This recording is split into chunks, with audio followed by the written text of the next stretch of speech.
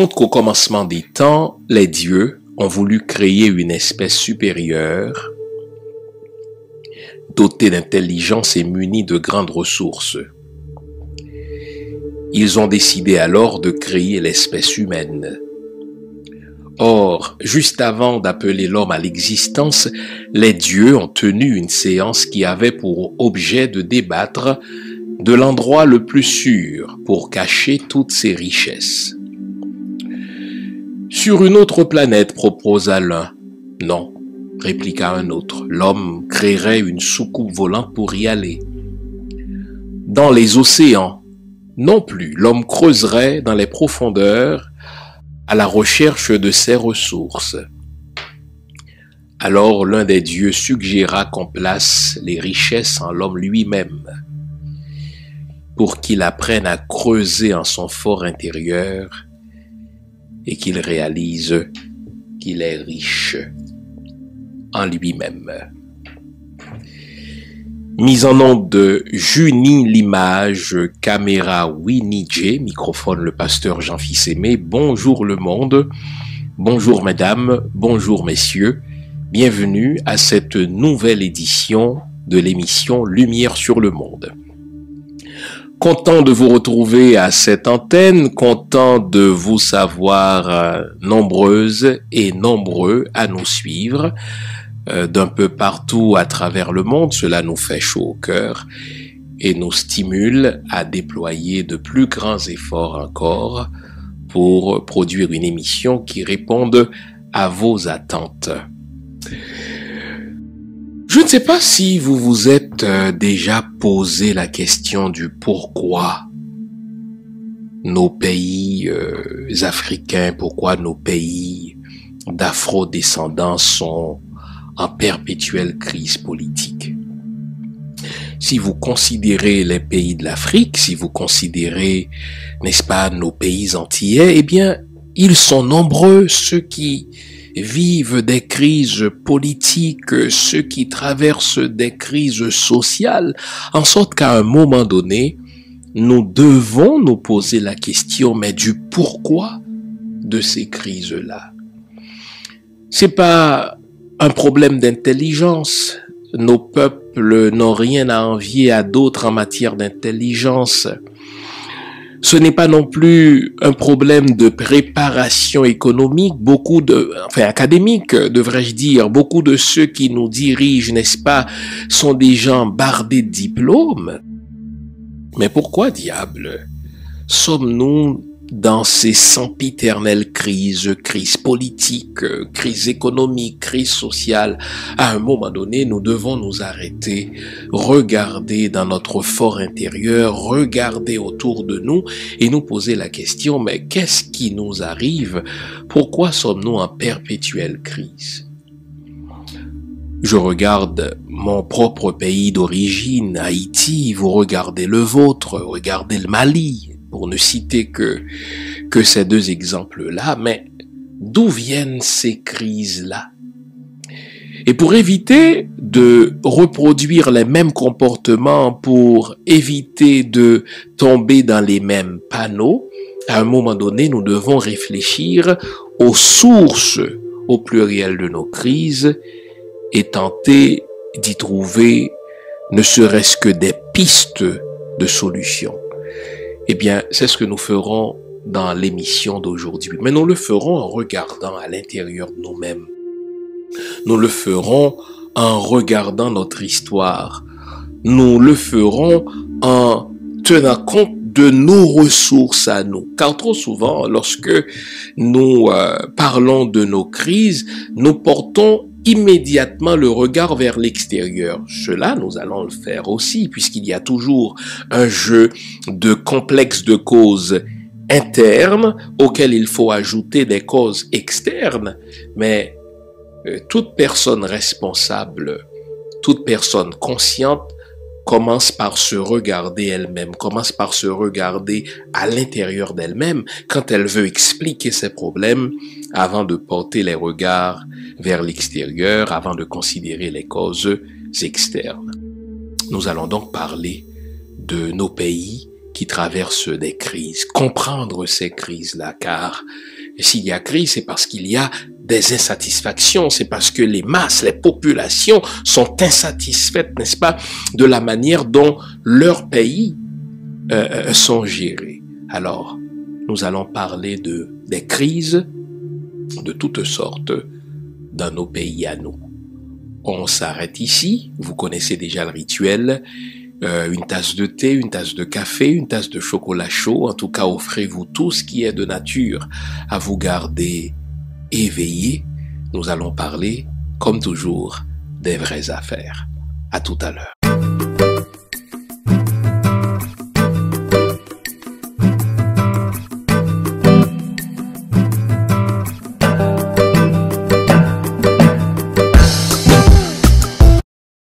Pour répondre à la question du pourquoi de nos crises, nous devons nous entendre tous et toutes sur une définition minimale du mot crise, car c'est un mot qui est galvaudé. Pour un rien, on va dire mais il y a une crise dans tel pays, on va dire qu'il y a une crise dans telle organisation, il y a une crise dans telle société, dans telle communauté. Donc nous allons, dans un premier temps, nous entendre sur une acception commune du mot crise. Cette définition, cette acception, nous irons la chercher chez un auteur italien qui fait autorité et qui répond au nom d'Antonio Gramsci. Lui, c'est un analyste, un penseur politique, journaliste aussi, qui définit la crise de la manière suivante. Il a dit, une crise réfère à un ordre ancien qui jusque-là a permis à une société, à une organisation, à une institution de fonctionner, sauf qu'après un certain temps, cet ordre-là ne répond plus aux attentes du moment et il est en train de craquer de partout, si bien qu'il se meurt, il est en train de mourir. Mais son décès n'est pas encore constaté. Il est en train de mourir, mais il n'est pas encore mort. Et au moment où il se meurt, il y a un nouvel ordre des choses qui essaie d'émerger, qui essaie de naître, mais ce nouvel ordre n'est pas né non plus. Et il y a crise parce que justement on se retrouve dans cet entre-deux, d'un ordre ancien qui craque de partout, d'un ordre ancien qui ne permet plus un fonctionnement optimal de la société et de ce nouvel ordre dont on souhaite la naissance, mais dont on ne maîtrise pas non plus les contours, donc il n'est pas né encore, et la crise naît de cet entre-deux, de cette transition-là.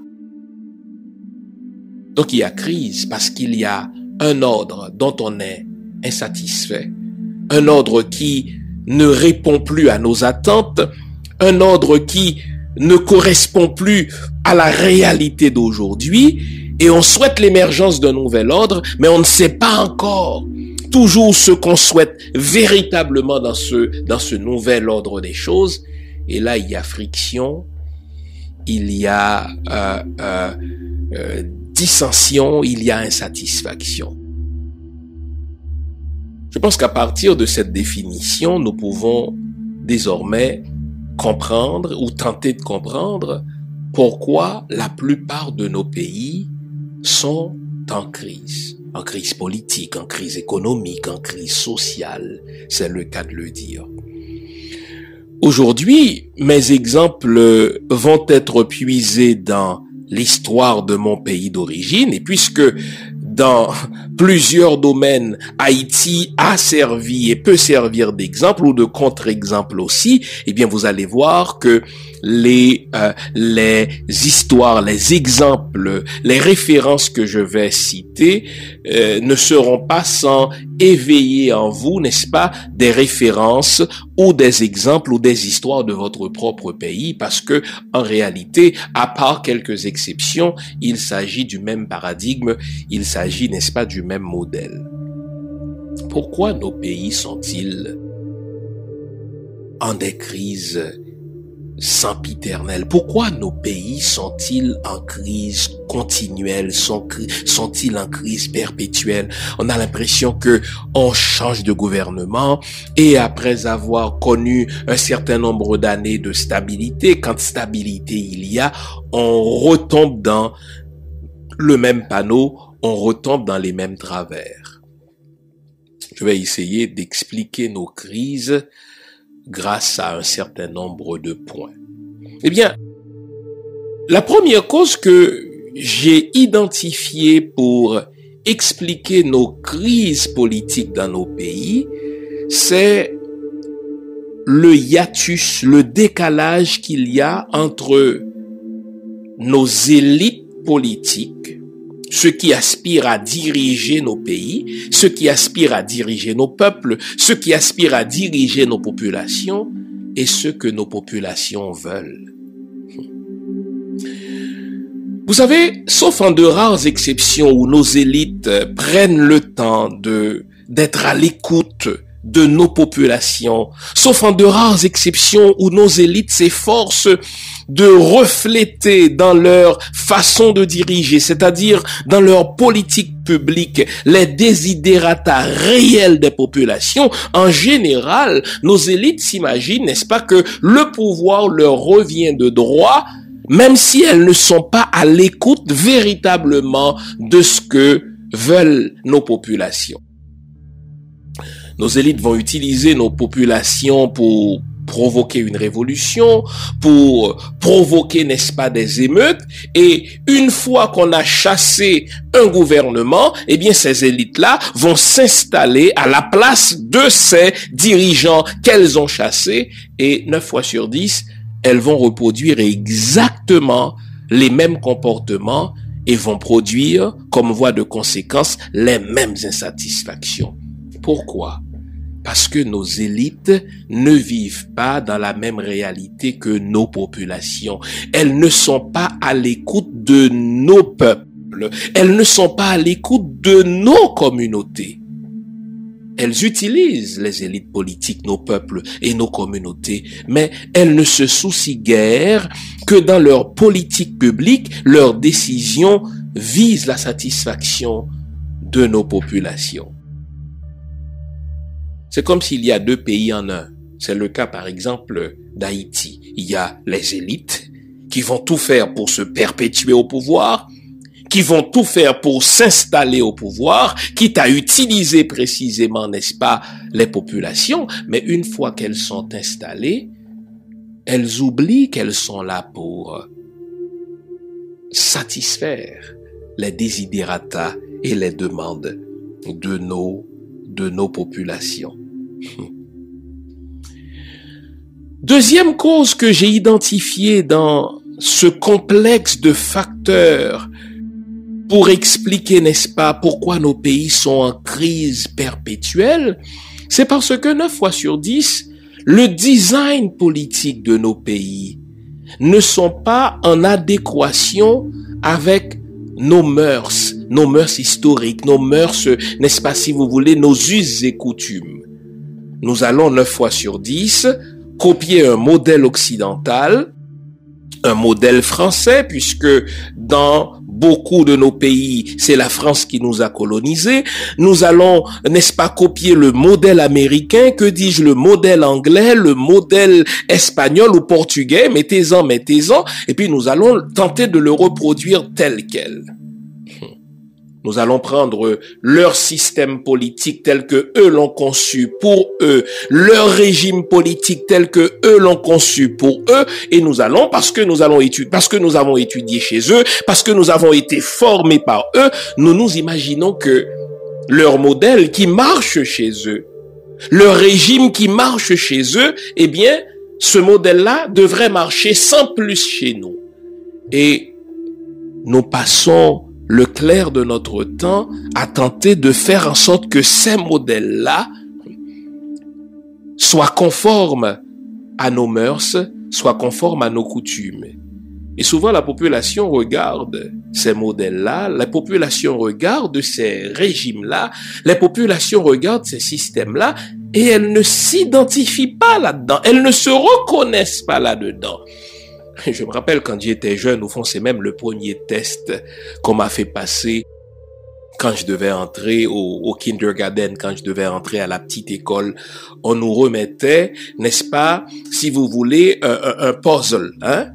On nous donnait des objets qui correspondaient au fait à une certaine figure géométrique, et on devait placer ces objets-là dans le trou qui correspondait à sa forme géométrique. Et on nous évaluait ainsi pour voir si on serait en mesure de reconnaître que ce cercle-là va là, ce triangle-là va là, etc.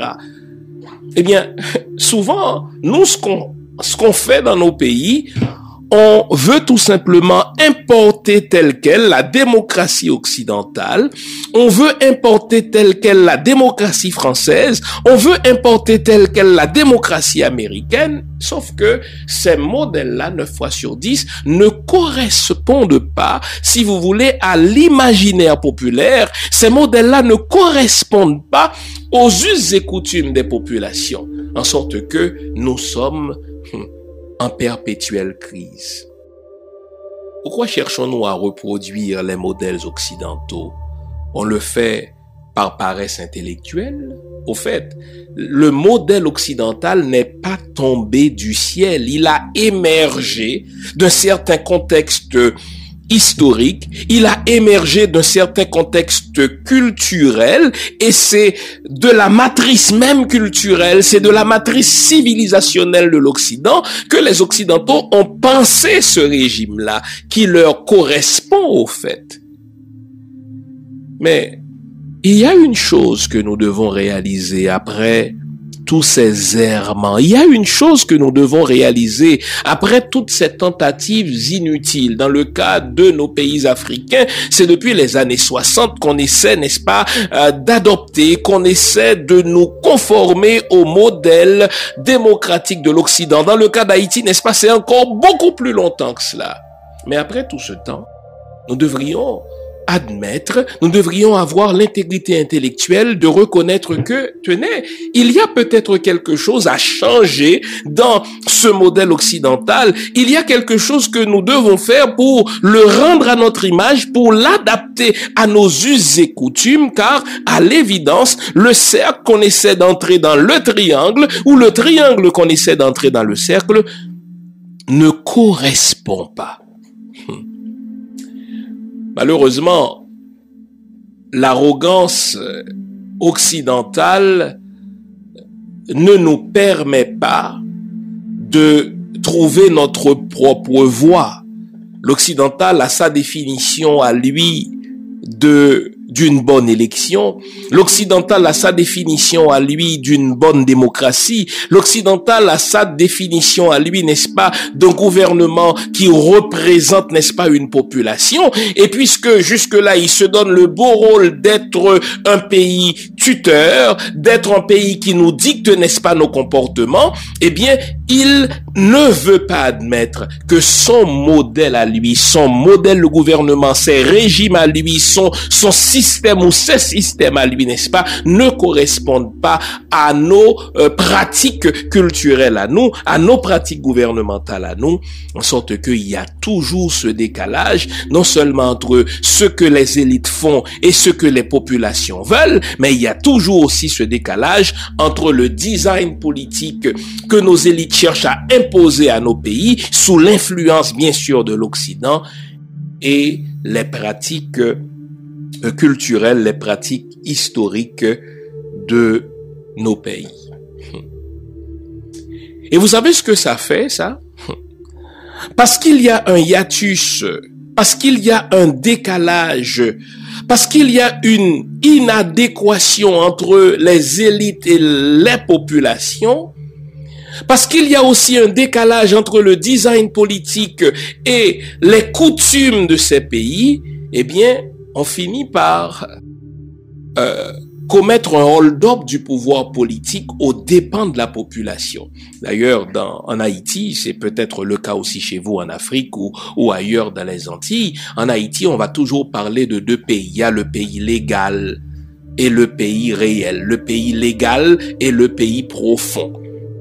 Le pays légal, qu'est-ce que c'est? C'est ce pays qui est sur papier. C'est ce pays tel qu'il se reflète dans nos constitutions. Ce pays, n'est-ce pas, tel que les élites le veulent, hein, parce que souvent elles sont formées en Occident, elles sont formées dans des universités françaises, dans des universités américaines, et elles ont la tête toute pleine, n'est-ce pas, de ce pays qu'elles ont, enfin, que ces élites-là ont vu et qu'elles veulent reproduire, et on ne se pose même plus la question de l'adéquation entre ce pays légal et le pays réel, le pays profond.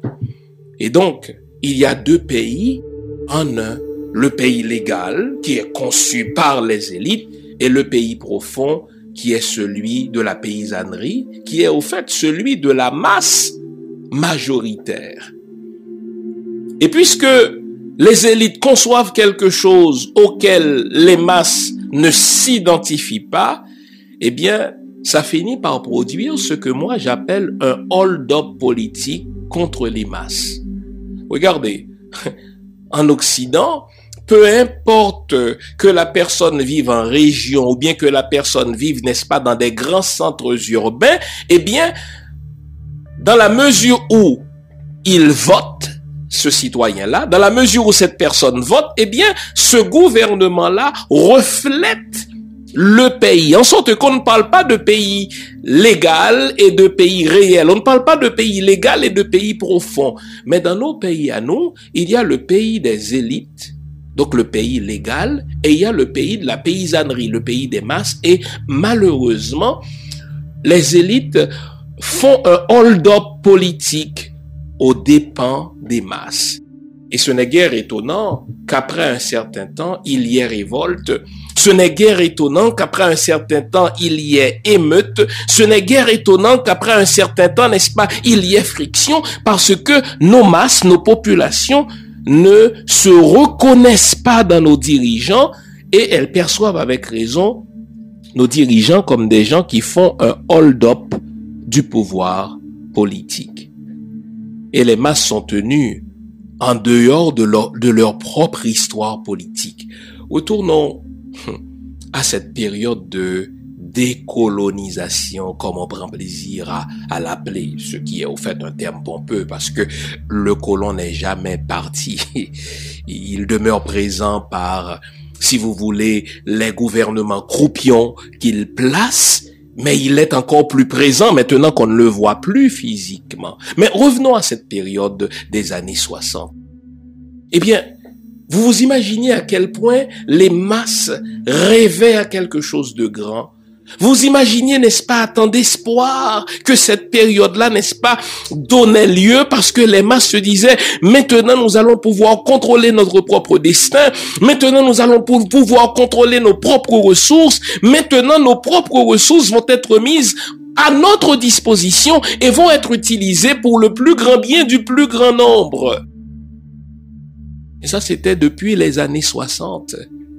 Nous sommes en 2020. Quel progrès véritable nos masses ont-elles connu?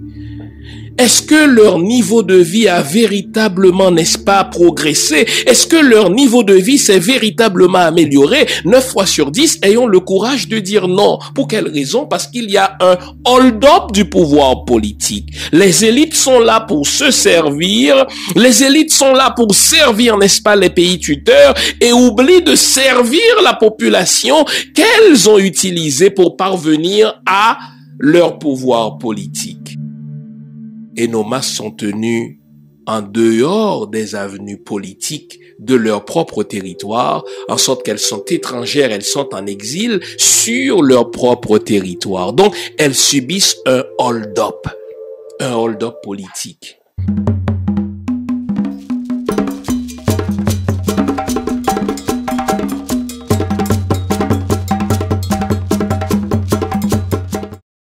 Il y a crise aussi parce que nos masses subissent un hold-up du savoir. Je lisais pendant la semaine, je relisais au fait les grandes réalisations de la révolution des Castro à Cuba. Et j'étais heureux de redécouvrir que lorsque les Castro sont parvenus au pouvoir dans les années 50, à la fin des années 50, n'est-ce pas? Donc la révolution castriste de la fin des années 50, il y avait quelque chose comme 30% comme taux d'analphabétisme, n'est-ce pas, à Cuba? Généralement dans les campagnes, auprès des paysans. Et vous savez, en 2 ans, on a réglé ce problème d'analphabétisme à Cuba, en sorte que Cuba aujourd'hui figure parmi les pays avec le plus haut taux d'alphabétisme, avec le plus haut taux, n'est-ce pas, d'alphabétisation. Ils ont réglé ce problème en 2 ans. Et pourtant nous, là, dans nos pays africains, dans nos pays antillais, en Haïti, malgré les beaux programmes, malgré les budgets, malgré les beaux discours, malgré les promesses de nos politiciens, pourquoi se retrouve-t-on encore avec des taux d'analphabétisme aussi élevés, malgré toutes ces années d'histoire, malgré cette tentative, n'est-ce pas, de tirer le peuple vers les lumières de l'éducation? Parce que il y a un hold-up du savoir. Nous nous disons que si les masses parvenaient au même niveau d'éducation que nous, si les masses avaient accès, n'est-ce pas, au pain de l'instruction tel que souhaité, eh bien, il y a de ces choses qu'elles acceptent aujourd'hui, qu'elles n'accepteraient plus. Alors, il y a toujours une espèce de verrou en matière du savoir qui va faire en sorte que le savoir dans nos pays demeure, si vous voulez, un parcours de combattant. Le savoir dans nos pays demeure quelque chose qui est donné au compte-gouttes au fils du peuple, en sorte que longtemps après notre indépendance dans le cas d'Haïti, on parle encore de 40% d'analphabètes, ou longtemps après cette période de décolonisation dans nos pays africains, nos masses sont encore font encore face au problème d'analphabétisme. Pas parce que les ressources ne sont pas là, mais c'est parce que nous nous arrangeons pour maintenir ce hold-up du savoir, pour ne pas donner accès à la population ou aux masses paysannes, pour ne pas leur donner accès au pain de l'instruction.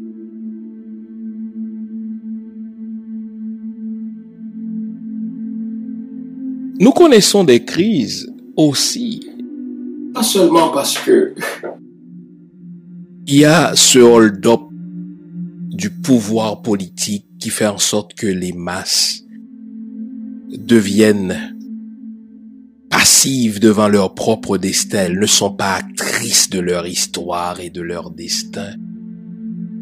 Il n'y a pas crise seulement parce qu'il y a un hold-up du savoir, en sorte que les masses ont l'impression qu'on leur cache quelque chose et que le droit à l'instruction, le droit à l'éducation, qui devrait être, n'est-ce pas, un droit accessible à tous et à toutes, un droit inaliénable et universel, comme le reconnaît la Charte des Nations Unies, mais il y a crise aussi.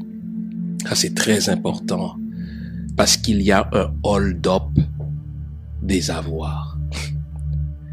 Les amis, que ce soit mon propre pays d'origine, Haïti, ou bien le continent africain, les ressources sont tellement immenses, les ressources sont à ce point grandes, elles sont à ce point, n'est-ce pas, pharaoniques, c'est le cas de le dire, qu'on est surpris qu'il y ait tant de pauvres, qu'on est surpris que le taux de pauvreté de ceux qui vivent, n'est-ce pas, sous le seuil de la pauvreté, on parle même de pauvreté extrême, des gens qui vivent, n'est-ce pas, dans une pauvreté indécente, on se pose la question, mais nous sommes à ce point riches que cette pauvreté-là n'a pas de sens. Ce n'est pas normal que dans nos pays, il y ait tant de pauvres, il y ait tant de déshérités, et il faut pas chercher midi à 14h et expliquer et tenter d'expliquer ça par des fatalités, par des bondieuseries ou bien par des diableries. Non.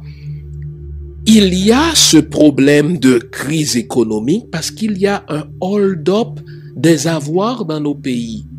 Si vous reprenez l'histoire de nos pays respectifs, vous allez voir que très peu de changements sont opérés en réalité si vous considérez l'histoire de ceux qui étaient riches alors et de ceux qui le sont aujourd'hui. En sorte que ce hold-up des avoirs est resté aux mêmes mains au fil de ces 60 années, au fil, dans le cas d'Haïti, n'est-ce pas, de ces 200 ans. Il y a très peu, n'est-ce pas, de distribution véritable de la richesse, parce qu'il y a très peu de création de la richesse. Et vous imaginez ces jeunes, vous imaginez ces masses, vous imaginez ces paysans qui regardent, n'est-ce pas, passer les autres, qui les regardent jouir des richesses communes et qui se disent, mais pourquoi moi je n'ai pas droit au gâteau? Pourquoi moi je n'ai pas droit à une vie décente? Pourquoi moi, mes enfants ne peuvent pas s'offrir, n'est-ce pas, un minimum de ce que les autres peuvent s'offrir? Et là, on replonge dans des crises à cause justement du hold-up des avoirs. Il est temps qu'à un moment donné, on considère des chantiers fondamentaux pour faire en sorte que nous sortions définitivement de nos crises. Puisque nous avons vu qu'il y a un hiatus entre les élites et la population, puisque nous avons vu que souvent le design politique que nous essayons d'imposer, n'est-ce pas, à nos peuples ne correspondent pas à leur réalité, ne correspondent pas à leurs us et coutumes, puisque nous avons vu que nos crises s'expliquent parce qu'il y a ce hold-up politique, parce qu'il y a le hold-up du savoir et le hold-up des avoirs. Est-ce qu'on peut faire une liste de chantiers fondamentaux sur lesquels nous devons travailler sérieusement, sur lesquels nous devons réfléchir sérieusement pour faire en sorte que nous ne retombions plus dans ces crises-là, ces crises qui ne nous honorent pas, ces crises qui font dire à l'étranger, eh bien, ces peuples-là sont incapables, n'est-ce pas, de self-government. Ils sont incapables d'autodétermination, puisqu'à chaque fois, il faut qu'il y ait un coup d'État militaire, puisqu'à chaque fois, il faut que les pays tuteurs, pensez à la France, pensez aux États-Unis, n'est-ce pas, il faut qu'à chaque fois qu'ils interviennent pour venir régler nos problèmes, même si, nous allons le dire tout à l'heure, beaucoup de nos problèmes sont alimentés par eux aussi. Mais à un moment donné, comme adultes, à un moment donné, comme pays à vocation souveraine, vous notez, j'hésite de dire que nous sommes des pays souverains, car en réalité, nous ne le sommes pas. Nous avons abdiqué, nous avons refilé notre souveraineté à des pays tuteurs, mais puisque nous sommes des pays ou des populations à vocation souveraine, à un moment donné, nous devons identifier un certain nombre de chantiers qui nous empêchent d'avancer, identifier les problèmes, les résoudre une fois pour toutes et opérer le vrai démarrage, le vrai lancement de nos pays. Et je vais tenter d'identifier quelques-uns de ces chantiers.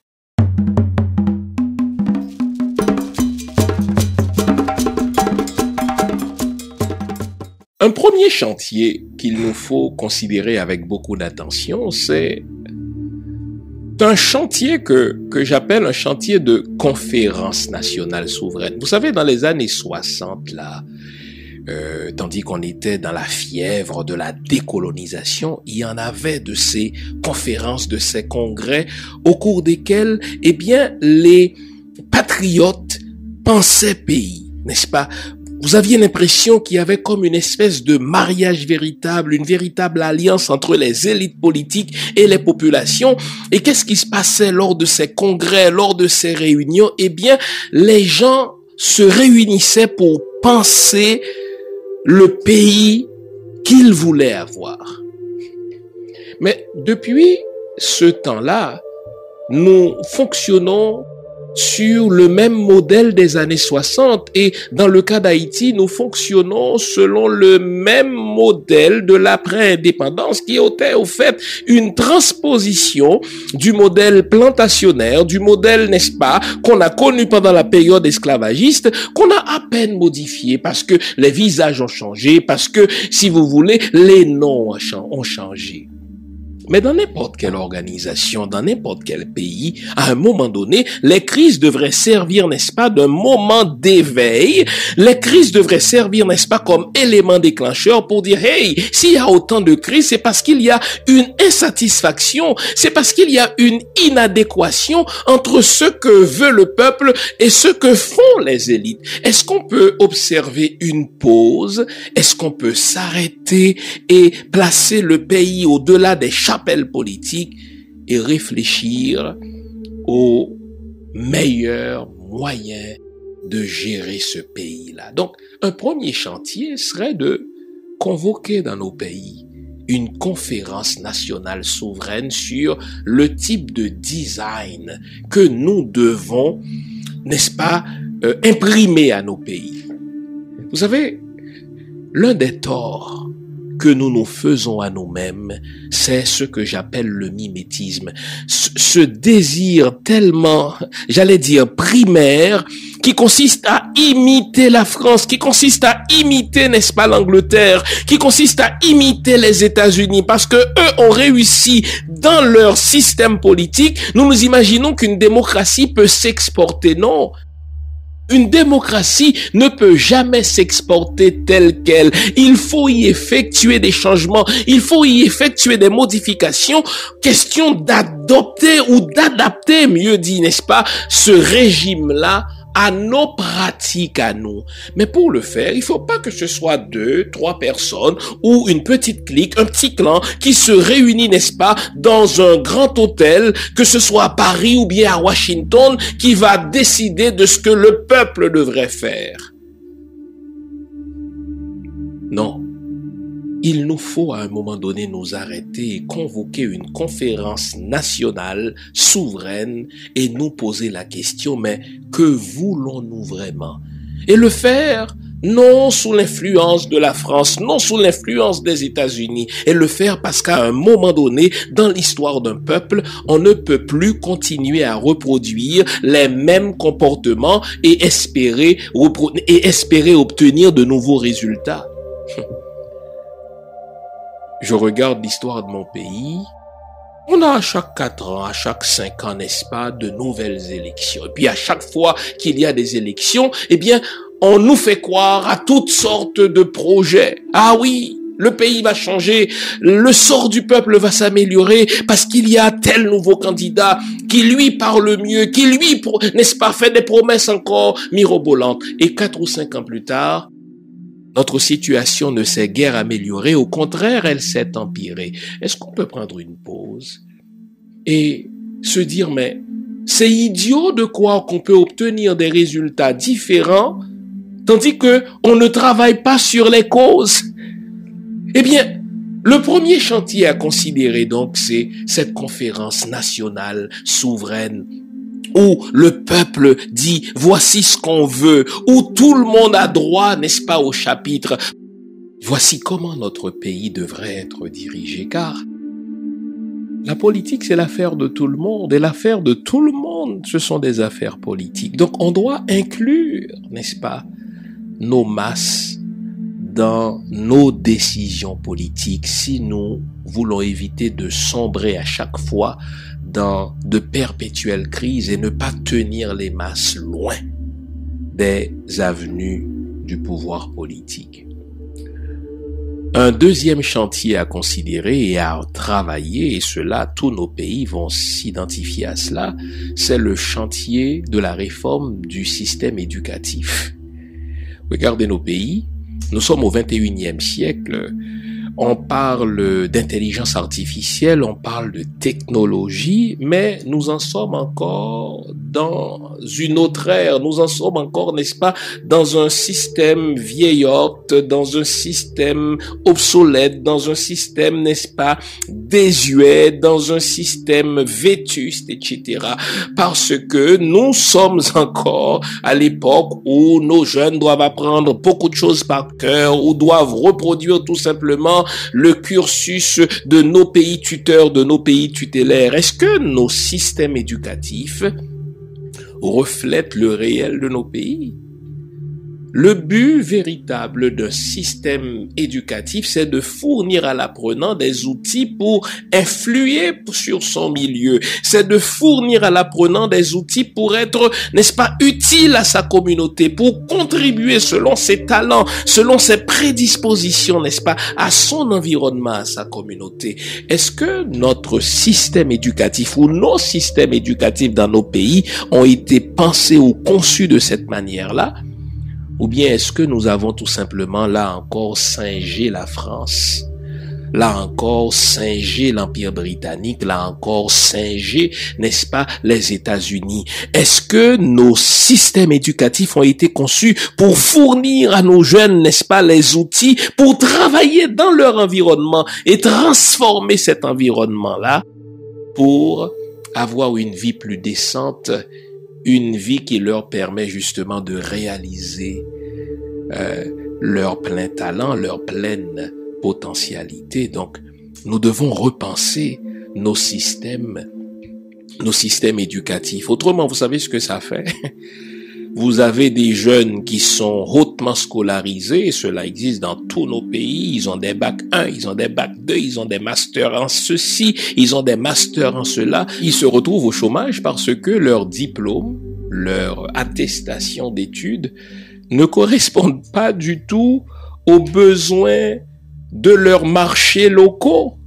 Donc fini ces temps où ce qui comptait, c'était les diplômes en ceci, les diplômes en cela, mais écoutez, de former une élite verbeuse, etc., qui va pouvoir faire concurrence aux Français quand on va à Paris, etc., ou bien quand on va à Washington, mais des diplômes qui ne sont utiles à rien en ce qui concerne le réel local.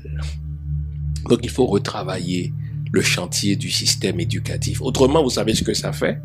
Vous avez des jeunes qui sont très formés, qui sont au chômage. À un moment donné, ils vont se soulever contre les gouvernements parce que vous leur avez demandé d'aller à l'école, ils ont été à l'école, ils ont des diplômes, mais ils ont faim. Et ils vous regardent les diriger. Donc là, ils se disent, mais qu'est-ce que j'aurais dû faire que je n'ai pas fait? Vous m'avez demandé d'étudier, j'ai étudié partout, je suis rentré au pays avec des diplômes et je baille aux corneilles parce que j'ai rien à faire. La raison, c'est parce que le système éducatif n'est pas adapté aux besoins actuels de nos pays respectifs.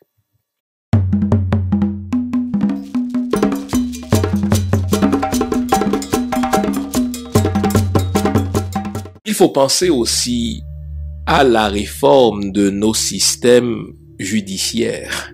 Regardez, peu importe l'endroit où nous allons en Afrique, peu importe le pays que nous visitons, parmi nos pays d'afro-descendants, les sondages sont là pour le prouver. La population n'a pas foi en son système de justice.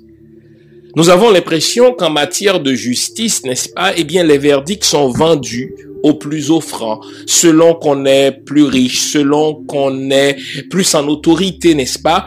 La justice nous fournit des verdicts qui diffèrent selon qu'on est placé, n'est-ce pas, au bas de l'échelle de la société. Mais dites-nous là, quelle société pourrait s'élever si le système de justice n'est pas le même pour tous? Des gens sont gardés en prison pour des larcins, tandis que les véritables voleurs, n'est-ce pas, se retrouvent dans des palais. Les véritables voleurs, n'est-ce pas, se retrouvent dans des manoirs, dans des châteaux.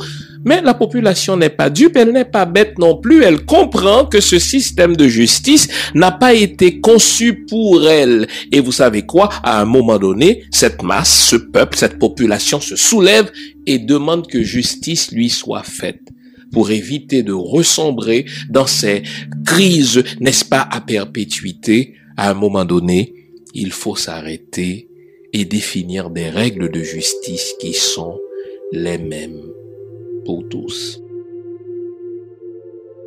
La question de la santé, les amis. Vous notez? Je pense à Haïti. Quand j'établis cette liste de chantiers, j'avais soumis ma liste à 2 frères africains. Ils m'ont dit, mon frère, ce sont les mêmes problèmes qu'on retrouve chez nous. Donc, c'est le même paradigme, c'est le même modèle. On passe d'un pays africain à un autre, c'est la même réalité. On passe d'un pays africain à un pays afro-descendant, c'est la même réalité. Eh bien, nous devons repenser notre système de santé publique. Pourquoi nos budgets ne reflètent-ils jamais les besoins en matière de santé?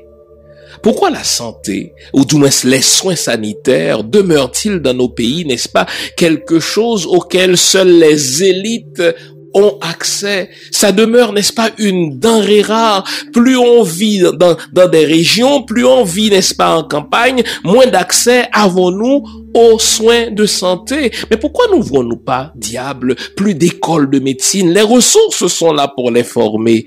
C'est ce manque de volonté politique qui va faire en sorte que les soins de santé demeurent un luxe, alors que c'est un droit inaliénable, alors que c'est un droit universel. Parfois, les ressources humaines sont là. Nous avons un personnel médical qui est bien formé. Nous avons des médecins, des infirmières, des infirmiers, des technologues. Mais certaines fois, ce qui manque, c'est l'équipement. Donc, nous avons les ressources humaines. C'est le plus grand capital. Mais nos États, nos élites dirigeantes n'investissent pas dans l'achat des équipements pour permettre aux ressources humaines qui sont formées à cet effet d'accomplir leur travail. Et à force de priver nos populations de ce à quoi elles ont droit, c'est-à-dire les soins médicaux, nous les rendons, et je vais insister là-dessus, de plus en plus vulnérables à la cupidité, par exemple, des compagnies pharmaceutiques. Exemple, vous voyez, depuis que le coronavirus fait rage dans le monde, donc depuis qu'on parle de pandémie, vous notez que contrairement à nos prévisions, nos pays noirs, donc nos pays africains, nos pays d'afro-descendants s'en tirent bien. Pas parce que nos dirigeants sont de meilleurs gestionnaires de santé publique, loin de là, mais c'est parce qu'il y a un je ne sais quoi qu'on n'arrive pas encore à isoler, qui fait en sorte que on réagit mieux que les autres. On n'en tire pas gloire, mais c'est un fait face à cette pandémie. Mais lorsque les foutus vaccins là, dont on est en train de précipiter les étapes, vont être prêts, entre guillemets, vous savez où les pharmaceutiques vont vouloir les essayer? Chez nous. Vous savez qui on va vouloir prendre comme cobaye pour mesurer l'efficacité de ces vaccins qui n'ont rien à voir avec nous? Nous. Et vous savez qui va autoriser les compagnies pharmaceutiques à entrer chez nous pour nous utiliser comme cobayes? Nos dirigeants. Et vous savez pourquoi nos pauvres paysans, nos pauvres frères et sœurs ne pourront pas dire non? Mais c'est parce que ils ont tellement pas d'accès à des soins médicaux que quand finalement quelqu'un arrive avec une blouse blanche, et si d'aventure ce quelqu'un est un blanc, eh bien on le voit comme un dieu et on va dire oui au vaccin. Pourquoi? Parce que nous devons, n'est-ce pas, reconsidérer nos problèmes de soins médicaux dans nos divers pays. La question de la gouvernance publique, et quand on parle de gouvernance publique, la question de la corruption, regardez, à chaque fois qu'il y a crise dans l'un de nos pays, que ce soit en Haïti ou bien dans l'un des pays africains ou antillais, la question de la corruption n'est jamais trop loin. Parce que nous avons un problème en matière de gouvernance. On dirait que notre motivation quand nous entrons en politique, on dirait que notre motivation quand nous voulons accéder au pouvoir, eh bien c'est une motivation qui consiste à nous servir plutôt que servir le peuple, à nous faire du bien plutôt que de faire du bien au plus grand nombre, et donc nous allons confondre la cassette de l'État, donc les caisses de l'État, avec notre portefeuille personnel. Le problème de la corruption, à un moment donné, là, il faut se dire la vérité. La manière dont nos pays sont gouvernés n'est pas suffisamment transparente pour qu'à chaque fois que quelqu'un soit tenté de voler $1 ou bien de voler 1 franc, que quelqu'un d'autre le dénonce et que celui qu'il dénonce soit applaudi, soit honoré par la population. Chez nous, en Haïti, celui qui vole l'État est considéré non pas comme un criminel, mais comme quelqu'un d'intelligent. Et là, on s'arrête sur, n'est-ce pas, l'une des syllabes pour dire intelligent. Parce que dans toute notre histoire, voler l'État n'a jamais été quelque chose de grave. Au contraire, c'est un signe, je l'ai dit, n'est-ce pas, d'ingéniosité. C'est un signe de génie. Il faut reconsidérer la question de la fonction publique aussi, les amis. Dans nos pays, la fonction publique est pléthorique. À peu près tout le monde travaille dans la fonction publique, mais si vous considérez en réalité ce que ces fonctionnaires sont en train de faire, à peu près rien, il n'y a pas de service à la population.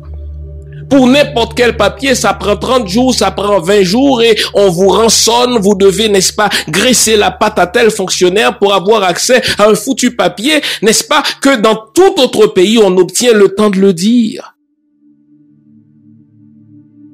La fonction publique devrait être le bras de l'exécutif. Les politiciens conçoivent des politiques publiques. Ils présentent ces politiques publiques à la population qui vote pour eux en fonction de leur plateforme politique. Et la fonction publique devrait être là pour exécuter cette vision, pour mettre en œuvre ce qui a été conçu par les politiciens. Pourquoi on attend de gens qui travaillent pour l'État quand les services de l'État sont nuls? Donc il faut repenser à cette question de la fonction publique. C'est des sous, c'est un budget, n'est-ce pas, qui est jeté aux poubelles quand vous confiez à une jeune fille un poste seulement parce qu'elle est le deuxième bureau de tel ministre. Quand vous confiez un poste à tel jeune homme, un poste pour lequel il n'a pas de compétences seulement parce qu'il est le cousin de tel ministre ou parce qu'il est, je ne sais pas moi, le petit cousin du chef de l'État. Il faut repenser à ces questions-là. Enfin,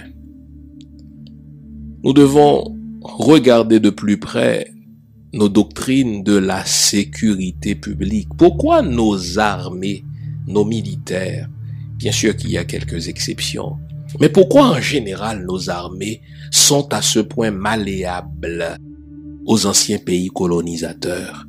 On a l'impression que la France n'a qu'à peser sur un bouton et le général de tel pays va renverser tel président là civil parce que la France n'en veut plus. On a l'impression que les États-Unis n'ont qu'à passer un téléphone et le général va renverser tel chef d'État parce que les États-Unis ne veulent plus de ce chef d'État-là. Mais nous devons repenser à notre doctrine de sécurité publique. Quand quelqu'un entre dans l'armée pour devenir un professionnel des armes, est-ce qu'il est là pour servir son pays, pour protéger sa population, pour la défendre cette population contre des attaques extérieures ou intérieures s'il est de la police, ou bien est-ce que c'est un pion que les pays tuteurs placent pour que ce pion-là puisse exécuter la volonté de ce pays tuteur? Donc, vous notez que toutes les questions sont humaines et les réponses sont humaines. Nous sommes en crise parce que nous ne prenons pas le temps de poser un diagnostic lucide, nous ne prenons pas le temps de poser un diagnostic cru sur nos problèmes et d'y apporter des solutions nationales. Ça, c'est quelque chose qu'il faut aussi dire. Nous aimons trop faire appel aux Blancs. Quand je dis blanc, l'américain. Quand je dis blanc, le britannique. Quand je dis blanc, le français. Quand je dis blanc, c'est aussi le chinois. Parce que, ah oui, il faut faire attention. Et ne soyons pas naïfs, ne nous imaginons pas qu'une colonisation chinoise serait moins délétère pour le développement de nos pays qu'une colonisation française ou américaine. C'est une colonisation, donc elle sera défavorable à notre propre épanouissement. Aujourd'hui, dans certains pays africains, on voit que les élites s'en remettent mains et pieds liés aux Chinois. Faisons attention, ils sont terribles, eux aussi, les Chinois. Donc, quand Dieu dit blanc, c'est l'étranger en général. Nous faisons trop appel à l'étranger pour venir jouer le rôle de maître d'école dans nos problèmes internes. Un autre chantier. Est-ce que nous avons dressé l'inventaire de nos ressources naturelles? Dans n'importe quelle institution, dans n'importe quelle organisation, pour savoir ce que vaut cette organisation-là, pour savoir ce que vaut cette institution-là, il faut savoir de quelles ressources cette institution dispose. Mais est-ce que nous avons dressé un inventaire, un mapping complet de nos ressources pour savoir ce que nous valons? Et c'est à partir de nos ressources humaines, ressources naturelles ou autres, que nous allons concevoir notre développement. Là encore, nous confions la gestion de nos ressources aveuglément au pays tuteur. Mais quelle imbécilité! C'est comme si j'ai un compte, on me dit pauvre, j'ai un compte bancaire garni et j'en confie la gestion à quelqu'un qui ne m'aime pas et qui continue à me dire ou à me faire croire que je suis pauvre. C'est encore le cas d'Haïti. On va dire, ah oui, mais Haïti, c'est le pays le plus pauvre de l'hémisphère occidental, mon œil. Ceux-là même qui disent que nous sommes le pays le plus pauvre de l'hémisphère occidental, ce sont ceux-là même qui creusent nos sous-sols et qui repartent chez eux avec tout ce que nous avons comme ressources minières. Enfin, vous voyez pourquoi nous connaissons des crises? C'est parce que la population est insatisfaite et elle se dit, ce n'est pas normal que je sois réduite à ce niveau de vie infrahumain quand on a tout ça. Je regarde mes dirigeants, ils mènent une vie de pacha, je n'ai pas d'accès à l'école, je n'ai pas d'accès aux soins médicaux, et puis ceux qui sont venus chercher mon vote, eux, ils mènent la belle vie. À un moment donné, on doit s'arrêter et ne plus faire appel à la fatalité pour dire, ah, mais ces noirs, ils sont instables, ces noirs, ils sont incapables, nos pays sont foutus. Non, nos pays ne sont pas foutus. Nous connaissons des crises parce que nous refusons d'aborder des problèmes humains comme des humains et parce que nous refusons d'y apporter à ces problèmes-là les solutions qui sont nôtres. Je manquerais à mon devoir si je terminais cette nomenclature-là sans parler aussi de l'influence de l'étranger. Je vais vous le dire là. C'est de l'imbécilité que de croire que les pays étrangers sont des pays alliés, sont des pays amis. Non. Nos anciens colonisateurs ne seront jamais des pays amis. Ils n'ont pas intérêt à ce que ça marche chez nous. Ils n'ont pas intérêt à ce que nos pays soient stables parce que si ça marche chez nous, ils ne pourront plus nous voler.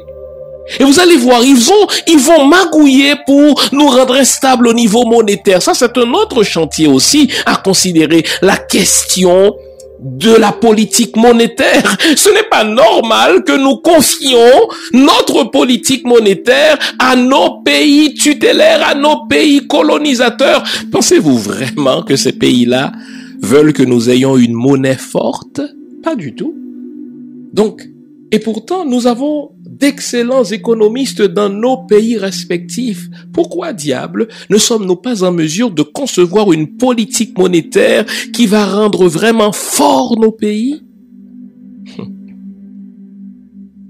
Les crises sont humaines. Les solutions sont humaines aussi.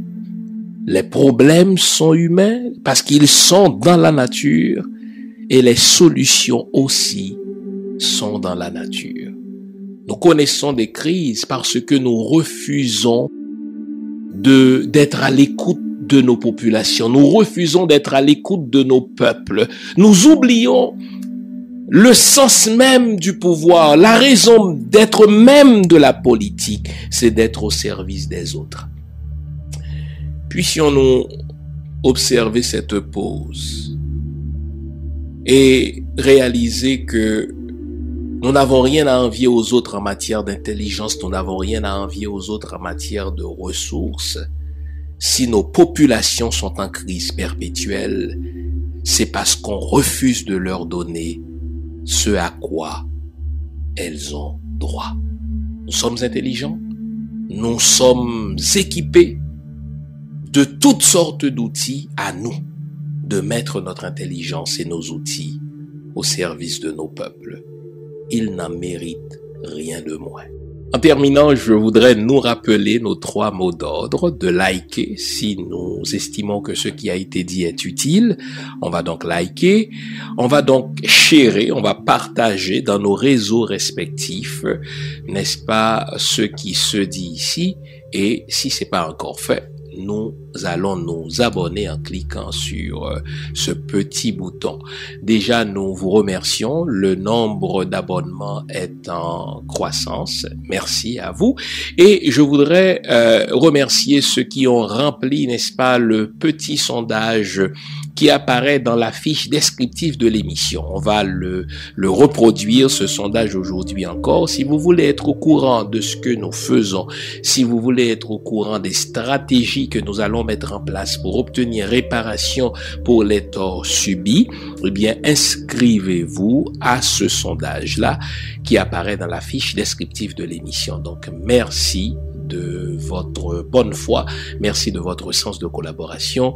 Je vous souhaite une excellente semaine et ne l'oublions pas, on est ensemble.